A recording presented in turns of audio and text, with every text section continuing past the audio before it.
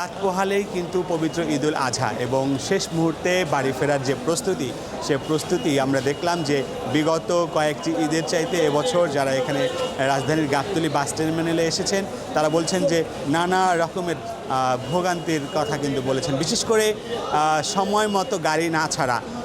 এই বিষয়ে আমরা যারা কর্তব্যরত পরিবহন শ্রমিক যারা রয়েছেন তাদের সঙ্গে কথা বলছিলাম। তারা যেটি জানিয়েছেন যে মূলত রাজধানীর বাইরে যেমন যানজট রয়েছে ঠিক তেমনি রাজধানীর ভেতরে যদি আমরা বলি যে রাজধানীর গাবতলী থেকে শুরু করে সেই ফার্ম গেট আসাদ গেট পর্যন্ত একটা তীব্র যানজট, ওখান থেকে গাড়ি ঘুরে আবার গাবতলীতে আসতে হচ্ছে যাত্রী নেওয়ার জন্য, যে কারণে প্রায় প্রত্যেকটি গাড়িতে কিন্তু তারা বলছেন যে 5 থেকে 6 ঘন্টা এমনকি 10 ঘন্টা পর্যন্ত এক একজন যাত্রীর কিন্তু অতিরিক্ত সময় লেগেছে। যেই কারণে আমরা যদি বলি আপনাদেরকে এই যে কাউন্টারে আমরা দেখছি যে যারা বাসের যারা কর্মকর্তা কর্মচারী যারা রয়েছেন, পরিবহন সংশ্লিষ্ট যারা রয়েছেন এবং যাত্রী যারা রয়েছেন প্রত্যেকের মধ্যে এক ধরনের ক্ষোভ কিন্তু বিরাজ করছে এই মুহূর্তে।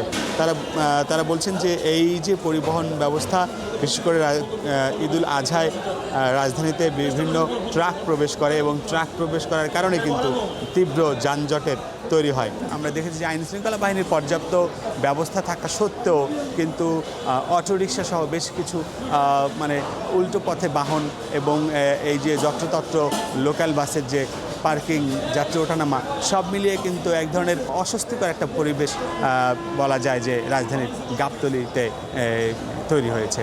এবং এই ছিল আমার কাছে রাজধানীর গাবতলী থেকে ঈদ যাত্রার সর্বশেষ।